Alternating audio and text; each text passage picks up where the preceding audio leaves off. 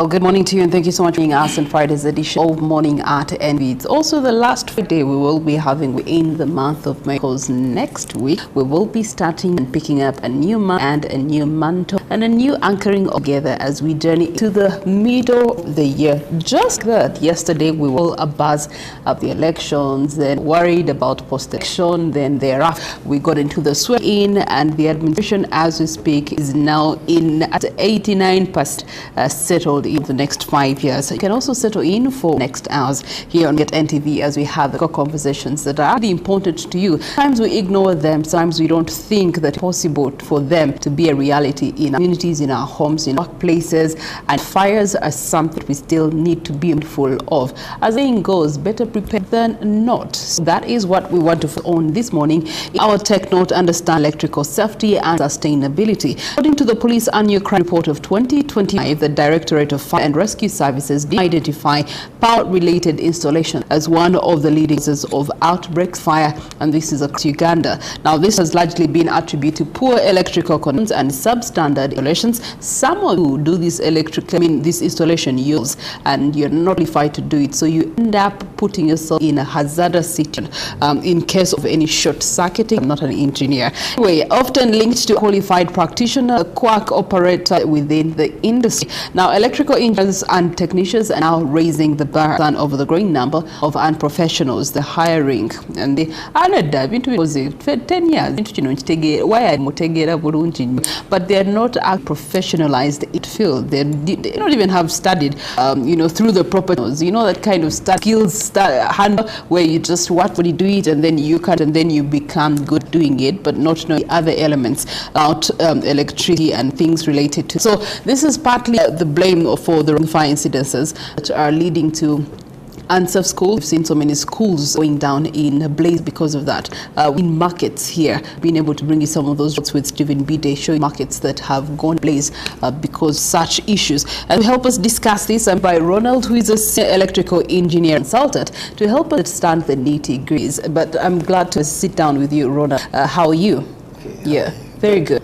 To be here. Well, tell us more about your engineering consultancy in electrical.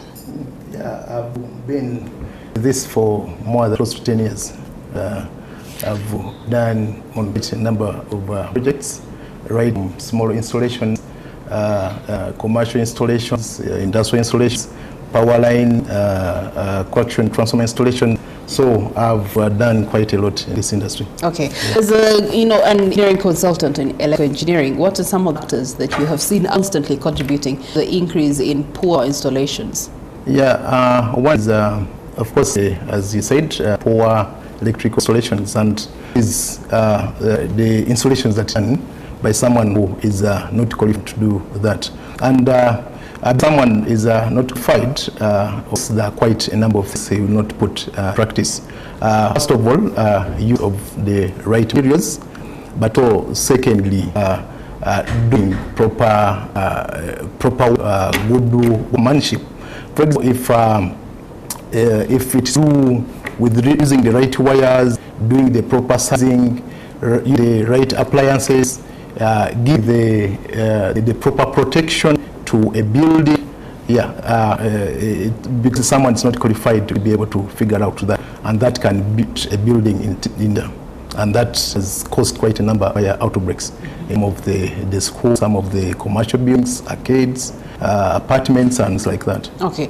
For buildings and building owners right now, who are operating businesses, if someone owns a mall, for example, the mall has people that are paying rent, and so if such a hazard does happen, more than meets the eye in terms of the property owner makes losses, and the business owners, they're injured, they're also making losses. What are some of those practical measures that you feel people are ignoring constantly, yet would go a long way in bridging the gap, just in case there's a short circuit that leads to a fire break? Okay, that's a good question. I would really encourage for someone to wait for fire break. Would encourage of prevention. Do a right thing right from start before you use the building. For example, if you're doing installation for a building like this, in the first incidence is someone who is qualified, someone who will give the building the right protection, right from the transformer up to the internal installation.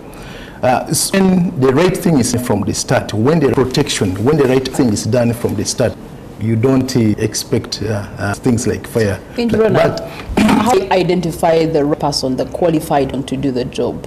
Because this is a market that is saturated with a lot of people who learned a job. So how can we identify the right electrician to work with? Yeah, that's a good one.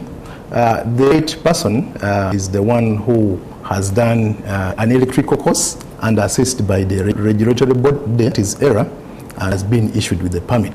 And of course, the responsibility of that person to show you the permit, but if it does not do so, you make the use of the website at Electricity Regulatory Authority to check out that.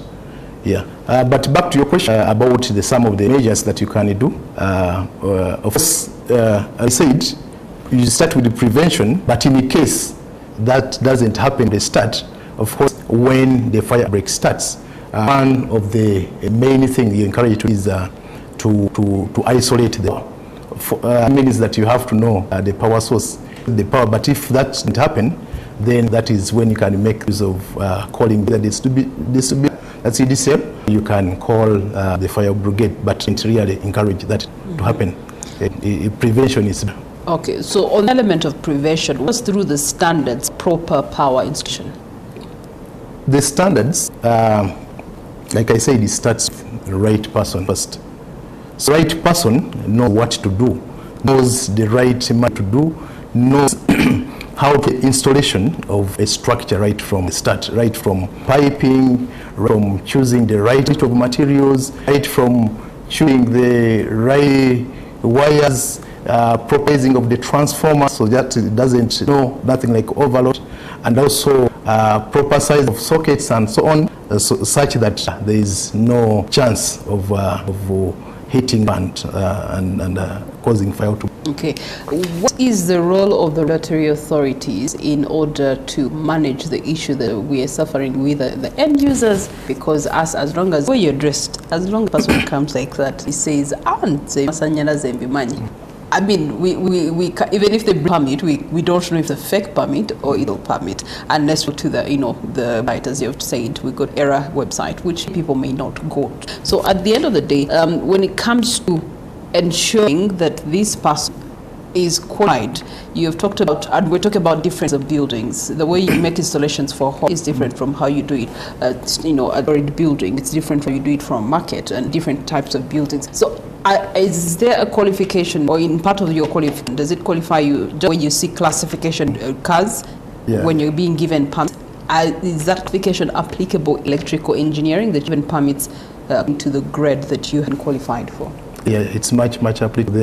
There are classes that is someone can be certified to do installation of maybe up to a bedroom house, a bungalow, and one is qualified to do installation of a story building like this one, this arena. Also, their certification of someone who can do a power line, a line can do transmission up to the stations. So the qualification classified, and the regulatory authority on the permit, it clearly clarifies that what they're supposed to do. Okay, so how are the electrical engineers being weeded out of the system? Of course, it is a bit of a challenge, but of course with this of police and also the bodies regulated like the distribution companies, UDC on, they have tried their best to see that they are eliminated. Also, it takes the responsibility that before you take on one, make sure you do some consultation, and you can use of these other bodies to identify the right one to do for you the right job. All right, since you've made to the right consultant, what does the right consultant look like? Walk us through as your consultant, what that mean in detail. Right consultant, of course, consulting for the right people, like you said, from me. There are other, of course, regulatory body, Electricity Regulatory Authority. There is the ECL that have provide you the information about the people who are qualified. And why I ask is because many a times we find ourselves in a position of, hey, do you know any electrical engineer? Hey, my guy here who can sort you out. So the kind of consultation that people make, especially any who want to maybe put up buildings of different, that's the kind of consultation. Which engineer did you work and not consult the engineer bodies or consultants like yourself? How is that contributing to the poor relations that we're seeing that ending up as disasters and hazards in our communities?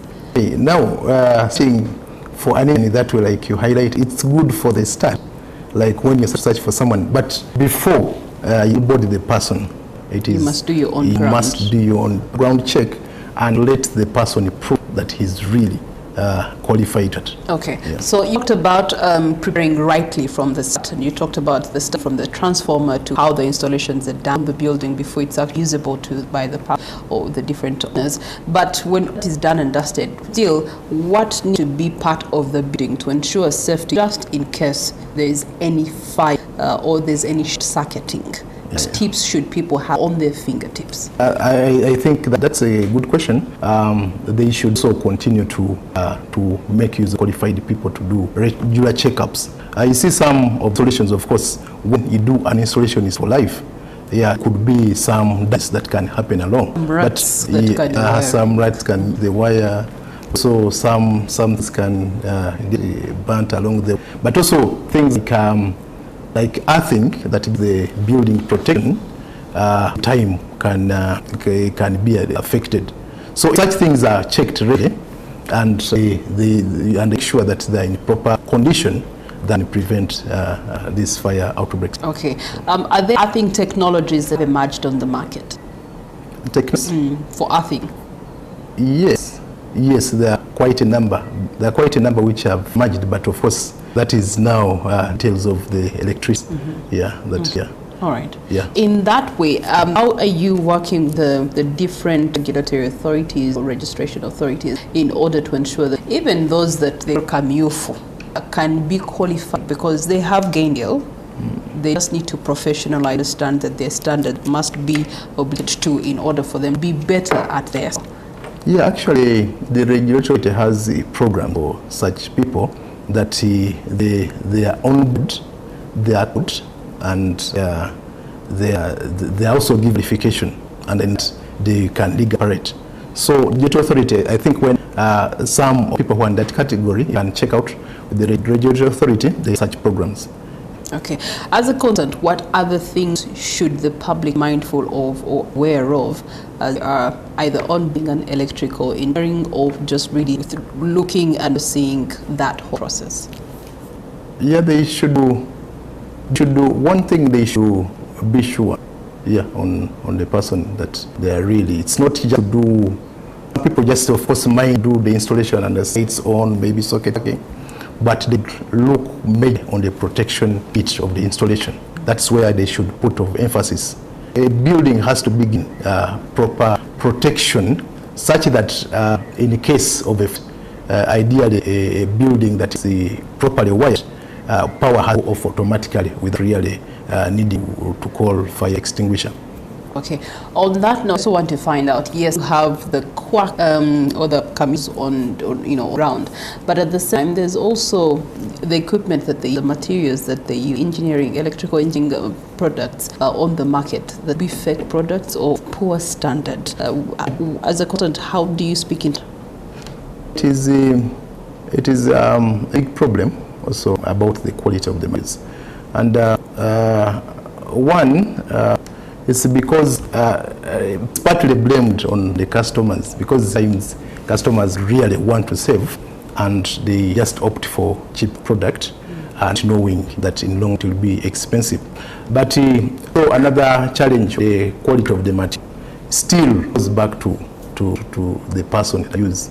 If a person is not qualified, if the person who doesn't have the application, will be able to tell what a proper material is. For example, if it is to do with the wire, which insulation must it have? If it is to do with the maybe light technologies, the latest maybe might not the insulation in danger.